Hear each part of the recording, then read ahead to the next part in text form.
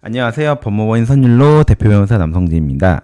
오늘은 음주운전만 무려 6번째, 게다가 만취 상태로 3중 추돌까지 냈지만 기적적으로 집행유예를 받은 사례를 소개해 드리려고 합니다.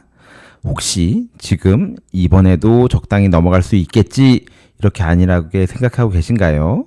만약 그렇다면 오늘 이 영상 정말 끝까지 집중해서 보셔야 됩니다. 그 한순간의 착각이 여러분을 집이 아닌 차관 구치소로 보낼 수도 있습니다. 저희 의뢰인 역시 과거에 벌금형 집행유예를 받았다 보니 이번에도 그렇게 넘어갈 수 있을까라고 쉽게 생각하셨던 것 같아요. 하지만 저희 변호사들과 상담을 받고 이거는 실형 가능성이 높다라는 판단을 받으셨습니다. 그래서 그날부터 각성을 하시고 정말 많은 준비를 하셨습니다. 결국 절망적인 상황을 뛰어넘고 집행유예를 받을 수가 있었어요. 이 부분에 대해서 저희가 자세히 설명해 드리겠습니다. 사건 당일 의뢰인은 술을 마신 상태로 운전을 했고 같은 차선에서 정지 신호를 받고 정차 중이던 차량을 들이받게 되었는데요. 부딪힌 차는 충격으로 밀려나고 앞서 정차 중이던 차량 2대까지 들이받게 되었습니다. 결국 의뢰인의 음주운전으로 인해 총 3대의 연사충돌 사고가 발생하게 된 건데요. 게다가 당시 의뢰인의 혈중 알코올 농도 수치는 무려 0.192였습니다. 그리고 가장 큰 문제는 의뢰인이 이번이 처음이 아니고 과거 음주운전으로 4번의 벌금형과 1번의 집행유예를 받았던 것입니다. 다시 말해 이번이 무려 6번째 음주운전인데다가 사고까지 발생한 거예요. 결국 의뢰인은 특정범죄 가중처벌부 등에 관한 법률 위반, 위험운전 치상과 음주운전 혐의를 받게 되었습니다.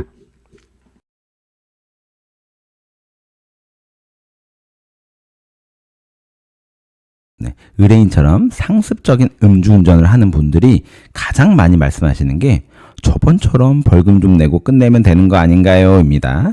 하지만 이건 가장 치명적이고 위험한 착각인데요. 이번에는 벌금으로 절대 끝내지 못합니다. 전에 집행유예를 받았다는 건 이번에는 정말 봐주지 않고 마지막 기회였다는 경고와 다를 바가 없거든요. 그런데 이 기회를 걷어차고 또 술을 마시고 사고까지 냈다.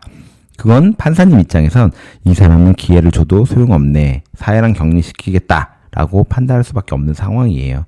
그러니 벌금이라는 선택지 자체는 아예 없는 겁니다.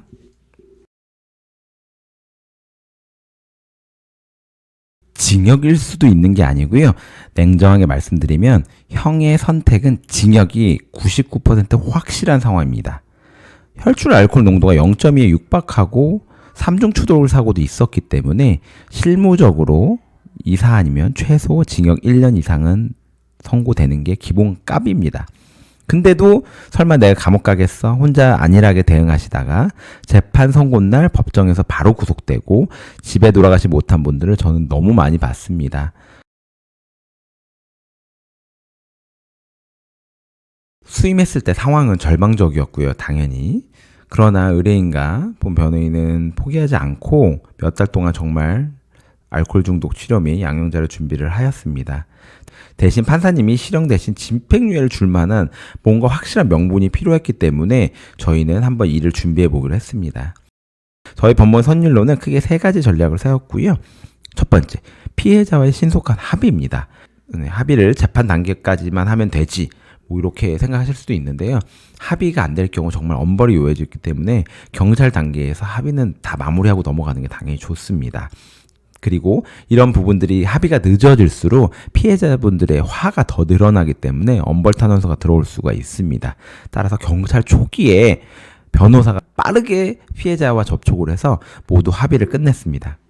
둘째, 재범 방지 노력을 재판장에게 보여주는 게 너무 중요합니다. 이미 6번째인데 안 하라는 법이 없고 다음에 사망사고가 나올 수가 있잖아요.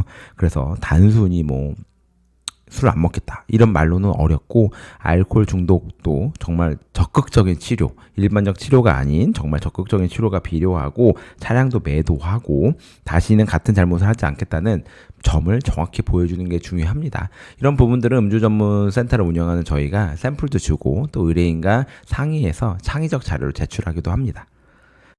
셋째, 가장으로서의 부양 의무가 굉장히 중요합니다. 이혼 소송도 아닌데 무슨 가장이냐 하겠지만 판사님도 누군가의 아빠고 아들입니다.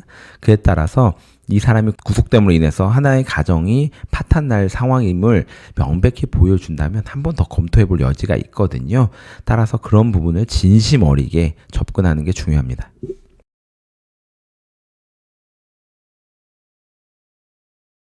재판부는 당연히 변호사가 제출한 변호의 의견서를 꼼꼼히 검토합니다.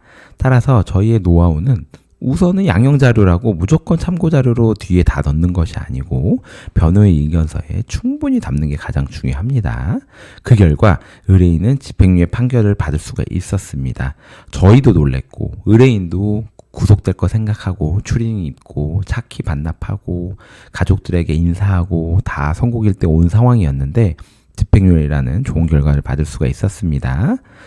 이 부분은 수차례 음주 전력과 만취 사고로 죄질이 나빴지만 합의와 재범 방지 노력을 구체적으로 입증했기 때문에 판사님이 한 번 더 봐주신다라는 부분들이 기재가 되어 있습니다.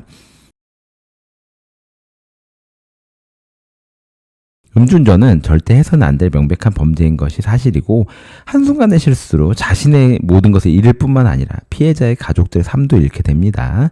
따라서 정말 하지 않아야 될 부분들이나 만약 사건이 발생하였다면 초기에 빠르게 변호사와 함께 대응을 하여서 다시 한번 선처를 받아내는 것이 정말 중요할 것 같습니다. 오늘 영상 도움이 되셨다면 좋아요와 구독 부탁드립니다. 감사합니다.